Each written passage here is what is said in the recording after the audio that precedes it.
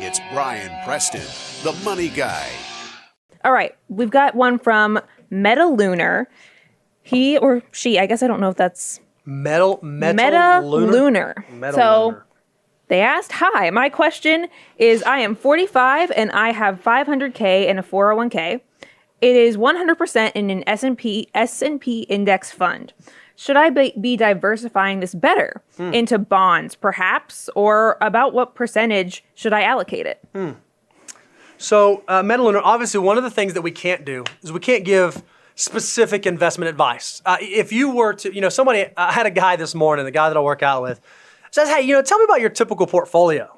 And I was like, typical portfolio? I don't know what that is. Because for every client that we work with, it's a custom portfolio that's built for their unique, specific time horizon, goals, risk tolerance, risk capacity, availability of accounts, and income sources, right? So you have to take all of these things into consideration to figure out what makes the most sense for you. Now, I will say this. When it comes to investing, and specifically when it comes to investing over the long term, we like diversification.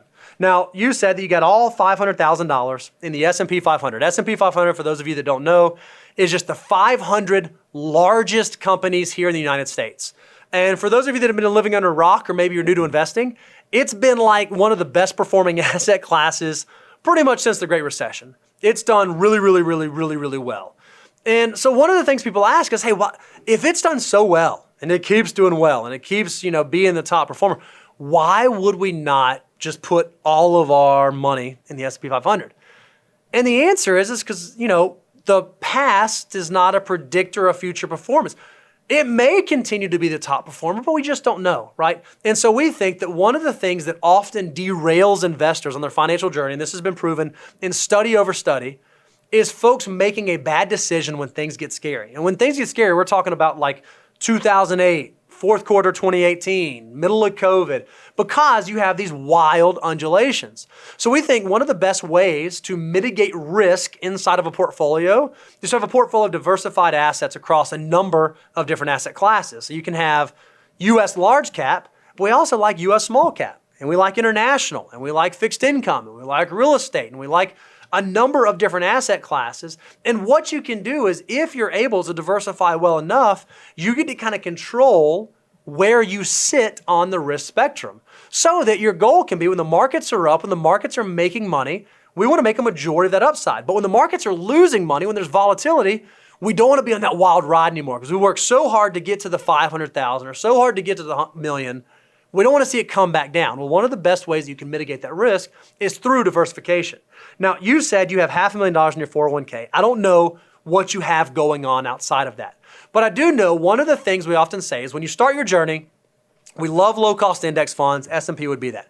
We also love target retirement index funds because it introduces diversification very early on. All you got to pick is the year that you want to retire and then how much you want to put into it. Only two decisions you got to make. And as you get closer and closer to that year, it naturally adjusts for you. When you buy the S&P 500, you're only buying the 500 biggest U.S. large cap companies in this country. And so if there's an economic stimuli that affects that, maybe it's a tax policy change, maybe it's a corporate tax change, maybe it's an interest rate thing, maybe it's a geopolitical, fill in the blank, odds are a lot of the companies inside that sector are going to be affected the same way. And assets or companies in different asset classes like small cap or fixed income or preferreds or, fill in the blank, will react differently. So we do think that once your assets hit that critical mass, $400,000, $500,000, $600,000, that generally is the place where it does make sense to think about, are there ways I could better diversify, better look at my portfolio to better match not just a generic solution for me, but a customized solution for where I'm at on my journey and ultimately the journey that I want to go on. So I think it's a great time to be asking the question, but I can't tell you exactly what to do. I can tell you what to think about.